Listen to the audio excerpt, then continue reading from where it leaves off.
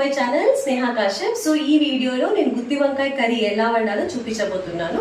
So గుత్తి వంకాయ curry అనగానే చాలా కాంప్లికేటెడ్ రెసిపీ, చాలా కష్టం అలా అంతా అనుకుంటారు చాలా మంది. నేను కూడా అలాగే అనుకునేదాన్ని ఈ రెసిపీ తెలియక ముందు. సో నేను విత్ ఇన్ 15 to 20 minutes చాలా ఈజీగా, ఎమ్మీగా, టేస్టీగా ఉన్న గుత్తి వంకాయ కర్రీని ఎలా ప్రిపేర్ చేసుకోవాలో చూపిస్తాను. గుత్తి వంకాయ కర్రీ అంటే ఒక్కొక్కరింట్లో ఒక్కొక్క రెసిపీ ఉంటుంది. సో ఇది మా ఇంట్లో నేను చేసుకునే రెసిపీ ఎలానో జస్ట్ మీకు చూపించాలనుకున్నది. ఎందుకంటే ఇది నేను వండి ఎవరికైనా సర్వ్ చేస్తే అందరూ చాలా కాంప్లిమెంట్ ఇచ్చారు, అందరికీ చాలా నచ్చింది. సో అందుకే నేను కూడా మీతో షేర్ చేసుకుందామని అనుకుంటున్నాను. డిస్క్లైమర్ ఏమంటే ఇది ప్రొఫెషనల్ కుకింగ్ వీడియో అయితే కాదు. సో నార్మల్గా నేను ఈరోజు వంకాయ కర్రీ చేద్దామని అనుకుంటున్నాను. సో మీతో కూడా చూపిద్దాము అని నేను వీడియో అయితే స్టార్ట్ చేశాను.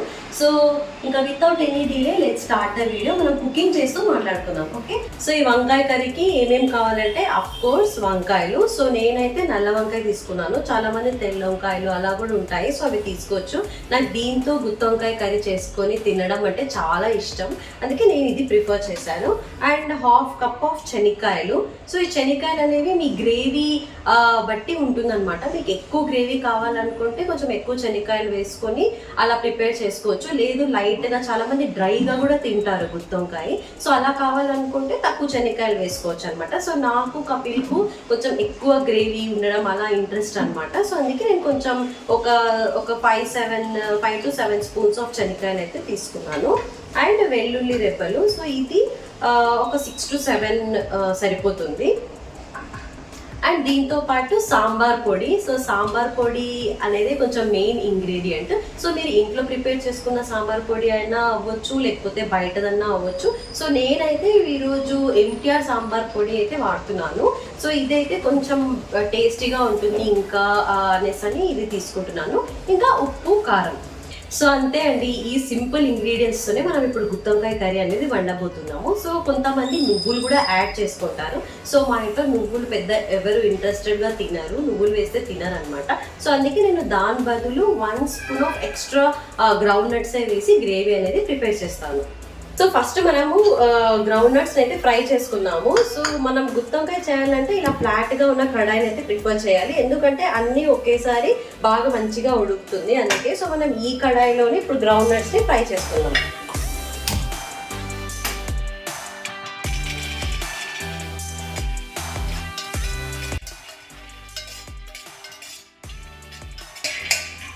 సో ఈ గ్రౌండ్ నట్స్ ఇలా మంచిగా ఫ్రై చేసుకోవాలి. సో త్వరగా మాడిపోతుంది, కొంచెం జాగ్రత్తగా చూస్ చేసుకోండి. ఎలా చేసుకోవాలి అంటే ఇలా పొట్టు అంతా ఇలా బయటికి వచ్చే వరకు మనము ఇదంతా ఫ్రై చేసుకోవాలి. సో శనక్కాయలు అయితే ఫ్రై అయిపోయాయి. సో ఇంతవరకు ఫ్రై అయిపోయినా మనకు చాలు. సో ఇది నేను ఇప్పుడు మిక్సీ జార్లోకి అయితే వేసేసుకుంటున్నాను.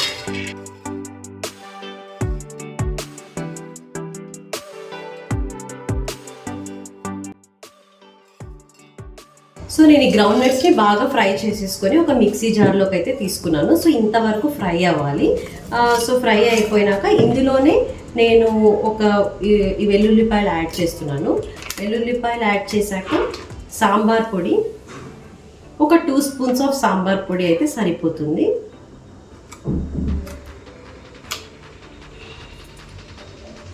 ఇంకొంచెం 2.5 అలా, ఎందుకంటే నేను గ్రౌండ్ నట్స్ ఎక్కువ తీసుకున్నాను కాబట్టి గ్రేవీ ఎక్కువ కావాలని అది.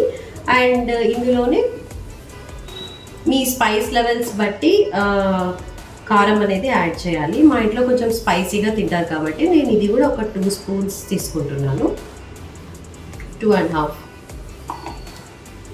అండ్ దానికి తగినట్టు ఉప్పు ఒక 2 స్పూన్స్ సరిపోతుంది. సో ఇప్పుడు ఇవన్నీ మనం మిక్సీ పెట్టుకుందాం.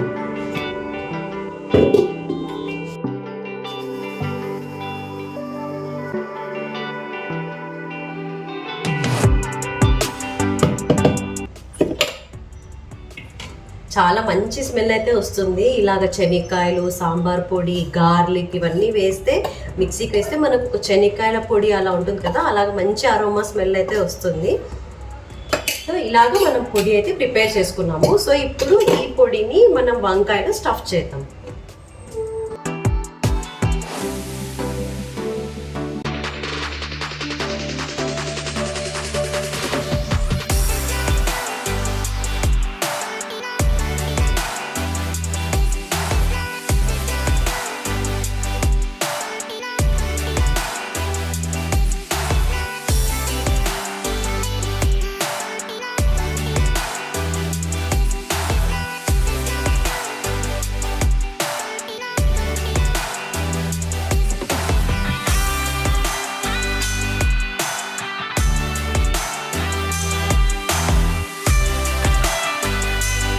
సో నేనైతే వంకాయలో నేను ప్రిపేర్ చేసిన పొడి అయితే స్టఫ్ చేసేసాను. సో ఇప్పుడు కడాయి ఆన్ చేసుకొని ఇందులో కొంచెం ఆయిల్ వేసుకోవాలి. సో కొంచెం ఎక్కువ ఆయిలే పడుతుంది. ఒక 5 టేబుల్ స్పూన్స్ ఆఫ్ ఆయిల్ అయితే వేసుకోండి. సో ఆయిల్ వేడయ్యాక మనము ఇలా స్టఫ్ చేసాం కదా, ఈ వంకాయని అయితే దాంట్లో వేసేస్తాం. సో కొంచెం ఆయిల్ వేడి అవ్వండి. కొంచెం హైలో పెట్టాను, త్వరగా అవుతుందని. సో ఆయిల్ హీట్ అయిపోయింది. సో ఇందులో మన వంకాయలు అయితే వేసేస్తాం.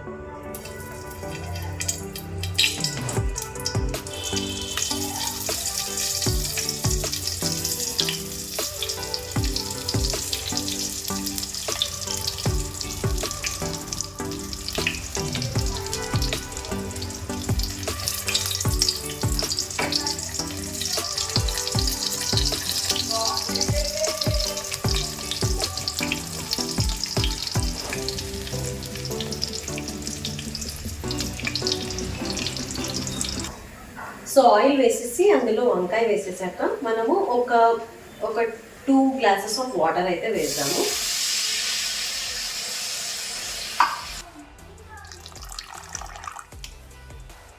సో ఒక 5 టేబుల్ స్పూన్స్ ఆఫ్ ఆయిల్ వేసేసి దాని లోపల స్టఫ్డ్ వంకాయలు అయితే వేసాను.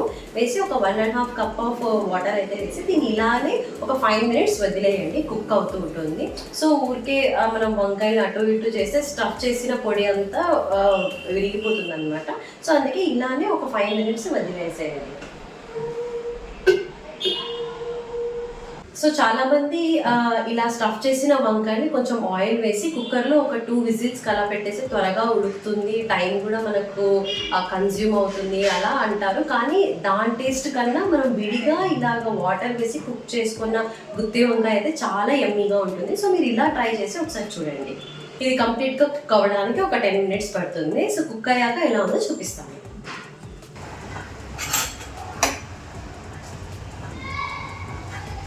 సో 60% అయితే కుక్ అయింది. సో ఇంకా ఇది కుక్ అవ్వాలి. సో నేను సాంబార్ పొడిని ఎందుకు యూజ్ చేస్తానంటే మనకు సాంబార్ పొడిలోనే ఆల్రెడీ తగినంత ధనియాలు, జీలకర్ర, ఎండుమిరపకాయలు, ఎండు కొబ్బరి, సో ఇవన్నీ యూజ్ చేసి ఒక పొడి అయితే చేసి పెట్టింటారు కదా. సో అందుకే నేను అది యూజ్ చేశాను మంచి అరోమా రావడానికి. సో మీరు కూడా ఒకసారి ట్రై చేయండి.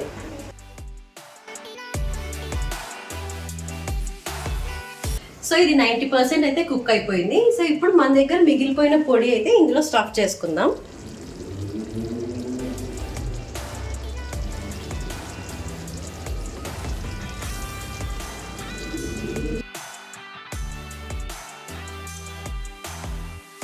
సో ఇలా స్టఫ్ చేసుకున్నాక బాగా అయితే మిక్స్ చేసేసేయాలి.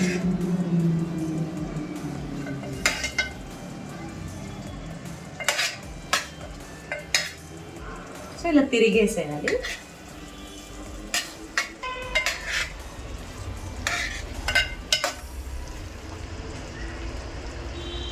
సో ఇప్పుడు ఇలా మిగిలిపోయిన పొడి అంతా వేసుకున్నాక ఇంకొక 5 మినిట్స్ మనం దీని ఇలా మగ్గించుకోవాలి. సో ఆయిల్ పైన తేలే వరకు మగ్గించుకోవాలి. సో ఆయిల్ పైన తేలిందంటే ఇది ఇంకా గుత్తి వంకాయ కర్రీ మనకు రెడీ అయిపోయినట్టే.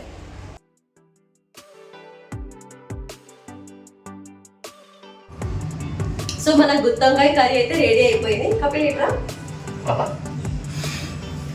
సో ఇలా ఆయిల్ పైకి తేలే వరకు మంచిగా మనం ఉడికించుకోవాలి.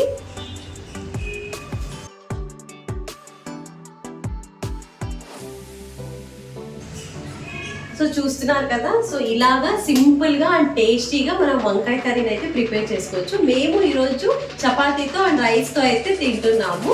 So hope you like the video. Please like, share and subscribe to my channel Sneha Kashyap.